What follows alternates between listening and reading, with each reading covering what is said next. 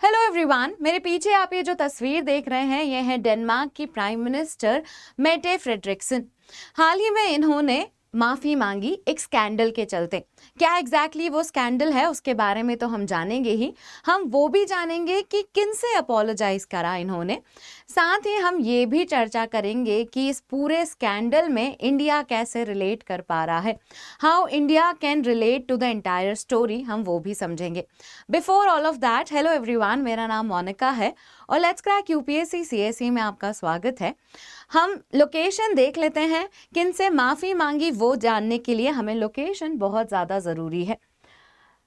तो देखो, जो प्राइम मिनिस्टर है वो डेनमार्क की है। डेनमार्क वर्ल्ड मैप पे यूरोप में यहाँ दिखता है। आशा करती हूँ कि आपकी स्क्रीन पे ये क्लैरिटी से दिख रहा होगा। This is Denmark. एक और टेरिटरी जो क्वेश्चन में है इस पूरे स्कैंडल से एसोसिएटेड वो है ग्रीनलैंड। आप देख सकते हैं कि डेनमार्क और ग्रीनलैंड जो है इसके बीच में दूरी है।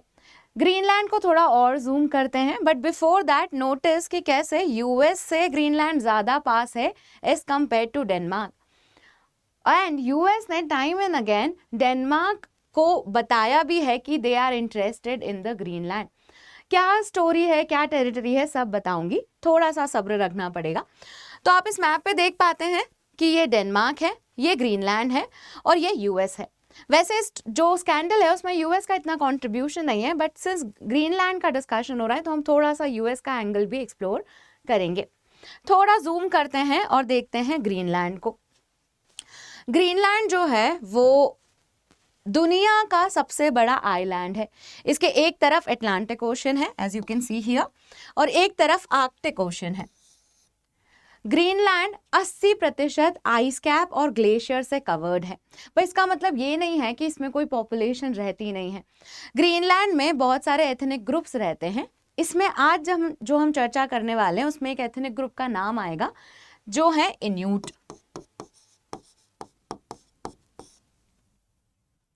इन्यूट ग्रीनलैंड के सबसे लार्जेस्ट एथनिक ग्रुप का नाम है। इनसे ही रिलेटेड ये स्कैंडल अटैच्ड है, इनसे ही रिलेटेड ये अपॉलॉजी भी है। होपफुली ग्रीनलैंड का लोकेशन और उसकी कैरेक्टरिस्टिक आपको समझ में आ गई होगी। ग्रीनलैंड डेनमार्क की ऑटोनॉमस टेरिटरी है। ऑटोनॉमस टेरिटरी का मतलब कुछ चीजें हैं जो डेनमार्क डिसाइड करता है, जैसे कि फॉरेन पॉलिसी, मिलिट्री पॉलिसी, ये सब कुछ चीजें हैं जिसमें ग्रीनलैंड खुद से ही रूल करता है, खुद से ही डिसीजन लेता है। एंड हेंस इस तरह के अरेंजमेंट को हम ऑटोनॉमस टेरिटरी के विद इन समझते हैं। तो ग्रीनलैंड जो है उसके पास खुद की पार्लियामेंट भी है, वो कुछ मैटर्स पे खुद डील करते हैं, जैसे माइनिंग हो गया, इमिग्रेशन हो गया, उसके मैटर्स ये खुद डील करते हैं। डेनमार्क जो है वो मेजर इश्यूज जैसे मिलिट्री, फॉरेन पॉलिसी, इसको लेकर डिस्कशन करता है और इसको लेकर कंट्रोल करता है ग्रीनलैंड को। नाउ यूएस का भी एंगल अभी देख लेते हैं। यूएस जो है वो वर्ल्ड वॉर 2 के बाद ग्रीनलैंड को खरीदने में इंटरेस्टेड था। इन्होंने डेनमार्क को बोला भी था कि we are interested in buying Greenland. Reason क्या है? इसकी स्ट्रैटेजिक लोकेशन, इसमें आर्कटिक सर्कल जो है उसको लेकर बहुत सारे रिसोर्सेज का एक्सेस मिल जाता है। अब क्योंकि क्लाइमेट चेंज हो रहा है तो क्लाइमेट चेंज के चलते बहुत सारे नए सी रूट्स भी खुलने वाले हैं या खुल गए हैं, तो इसके चलते यूएस इंटरेस्ट दिखाता रहता है ग्रीनलैंड में। डोनाल्ड ट्रंप जो कि यूएस के प्राइम मिनिस्टर हैं, he is also very vocal about his interest in Greenland. Now आज का जो इशू है हमारा, आज का जो स्कैंडल है वो यूएस से एसोसिएटेड नहीं है, बट ग्रीनलैंड जो है उसमें इन्यूट पॉपुलेशन जो है उसके बारे में है। देखो, इन्यूट विमेन जो है कुछ इस तरह की दिखती हैं। हमने बात की कि ग्रीनलैंड की सबसे लार्जेस्ट एथनिक ग्रुप है। अब समझो कि वहां पे कितनी ठंड पड़ रही होगी। वेरी रेजिलियंट ग्रुप है ये, मतलब ये ठंडे हार्श वेदर में रहना इन्हें आता है। अब क्या होता है, 1960 से 1992 के बीच में डेनमार्क कुछ ऐसी पॉलिसीज लेकर आता है जिससे वो ग्रीनलैंड की पॉपुलेशन को कंट्रोल करने की कोशिश करता है। पॉपुलेशन कंट्रोल करना अपने आप में कोई बुराई नहीं है, बट जिस तरीके से कंट्रोल किया गया वो अपने आप में स्कैंडल का पार्ट बन जाता है। और उसी स्कैंडल को लेकर ग्रीनलैंड की डेनमार्क की प्राइम मिनिस्टर जो हैं वो अपॉलॉजी भी करती हैं। आप यहाँ उनकी तस्वीर भी देख सकते हैं। थोड़ा सा ग्रीनलैंड के बारे में हिस्ट्री जानना है अगर आपको, तो Greenland became part of Danish territory in 1953, मतलब डेनमार्क का पार्ट जो है वो 1953 में बना। 1979 में इन्हें सेल्फ गवर्नेंस या होम रूल दिया, और हेल्थ एज अ टॉपिक 1992 से ग्रीनलैंड खुद से ही डिसाइड कर रहा है। ये इंपॉर्टेंट इसलिए है क्योंकि स्कैंडल में हेल्थ से रिलेटेड एक स्कैंडल हम बात करने वाले हैं। तो देखो, हुआ यूं कि 1960 से 1992 के बीच में लोगों को बिना सोचे समझे, बिना बताए, उनकी अनुमति के बिना स्टेरिलाइज कर दिया जाता है। कहने का मतलब है कि उनके शरीर में कॉन्ट्रसेप्टिव्स डाल दिए जाते हैं। फोर्स्ड इन्यूट कॉन्ट्रसेप्शन स्कैंडल के बारे में हम बात कर रहे हैं। तो इन्यूट जो ट्राइब है, कुछ 9000 विमेन हैं जो चाइल्ड बेयरिंग एज में थी इस टाइम पे। चाइल्ड बेयरिंग एज मतलब वो गर्भ धारण कर सकती थी। उन 9000 ट्राइब्स में से, 9000 विमेन में से 4500 को फोर्स्ड कॉन्ट्रसेप्शन का शिकार बना दिया जाता है। बेसिकली इंट्रायूटेरिन डिवाइस इनके शरीर में डाल दिया जाता है बिना कोई कंसेंट के। कुछ लड़कियां तो इतनी छोटी थी, 12 साल 11 साल की लड़कियों को भी फोर्स्ड कॉन्ट्रसेप्शन का शिकार बना दिया जाता है बिना कंसेंट के। मतलब ना कुछ पूछा, ना कुछ समझाया, बस इस तरह की हरकत कर दी। बहुत सारे लोग तो अवेयर भी नहीं थे कि उनके साथ हो क्या रहा है। टाइम पीरियड क्या है? 1960 से 1992 का समय, जिसमें 4500 इन्यूट विमेन पे फोर्स्ड कॉन्ट्रसेप्शंस का इस्तेमाल किया जाता है। इसके चलते बहुत सारे विमेन अपनी फर्टिलिटी खो देती हैं। क्यों किया गया? किया इसलिए गया कि ग्रीनलैंड की पॉपुलेशन कंट्रोल करनी थी। क्या पॉपुलेशन कंट्रोल हुई? हो गई। इनफैक्ट पॉपुलेशन डिक्लाइन होने लगी। बट क्या ये तरीका सही है? The answer is no. क्योंकि ये हो सकता है आपका गोल कितना ही अच्छा क्यों ना हो, but this is wrong ethically, morally, सब एंगल से। क्योंकि ना आपने पूछा वो यंग विमेन, और जिस तरीके से ये चीज़ की गई उसमें बहुत सारे विमेन को बहुत पेन हुआ, बहुत असॉल्ट जैसी फीलिंग आई। इनफैक्ट कुछ विमेन आके ये बात भी करती हैं कि they felt like they have been raped. तो इतना हीनस तरीके से ये चीज़ हुई।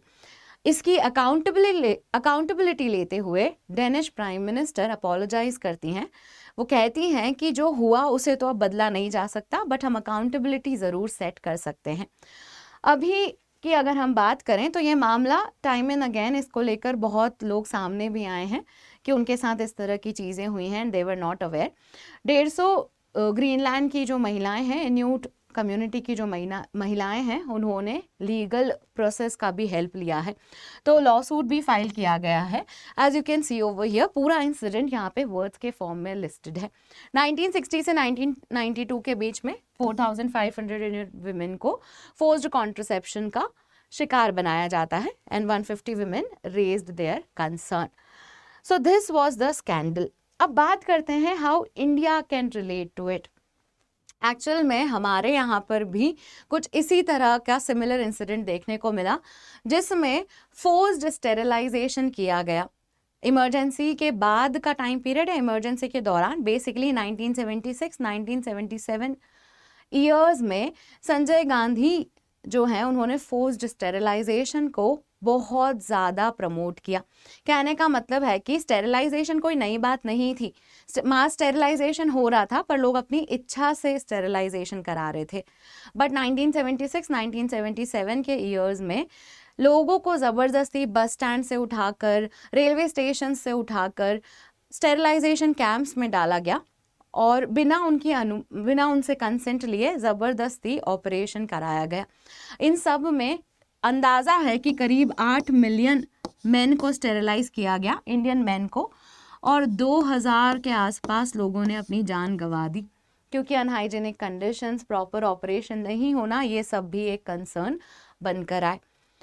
इसके बाद इंडिया ने अपनी पॉपुलेशन कंट्रोल पॉलिसी को लेकर पूरा रुख चेंज किया क्योंकि लोगों में बहुत सस्पेशन जनरेट हो गया था। लोग गवर्नमेंट ऑफिशियल्स को, फैमिली प्लानिंग को अच्छी नज़रों से नहीं देखते थे।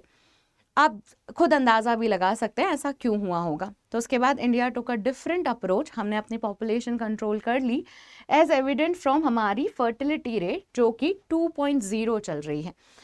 तो आपको इतना तो समझ में आ गया है कि हमने पॉपुलेशन कंट्रोल की, but we had to change our policy क्योंकि स्टेरिलाइजेशन को लेकर स्टिग्मा आ गया था। फिर हमने स्लोगन्स के थ्रू, वॉलंटरी फैमिली प्लानिंग्स के थ्रू ये सब चीज़ें की ताकि लोगों का ट्रस्ट फिर से आ पाए। कैसे देख सकते हैं कि similar incidences across the countries हम कंपेयर कर सकते हैं।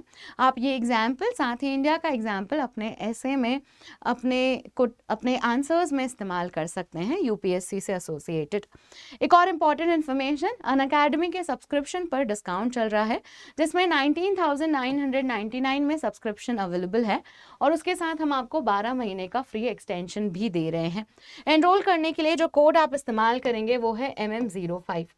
अच्छा, अगर आप 2 साल का सब्सक्रिप्शन लेते हैं और किसी कारणवश आपका प्रीलिम्स नहीं क्लियर हो पाता है तो आपका ये जिम्मेदारी हम ले रहे हैं कि आपको तीसरे साल में फ्री में पढ़ने का मौका मिले।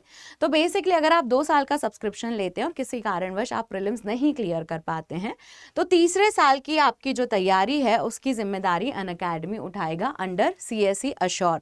ये लेने के लिए आपको जो कोड इस्तेमाल करना है वो है MM05, जिसमें MM स्टैंड्स फॉर मोनिका मानधनिया। ये बहुत ही अच्छी अपॉर्चुनिटी है। अगर आप अपनी यूपीएससी तैयारी को लेकर सीरियस हैं तो अभी एनरोल कर लें। होपफुली आपको इन्फॉर्मेशन पसंद आई है। अगर ऐसा है तो इस वीडियो को लाइक ज़रूर कीजिए। आपके जो भी विचार हैं वो आप कमेंट्स में बता सकते हैं। And thank you for watching.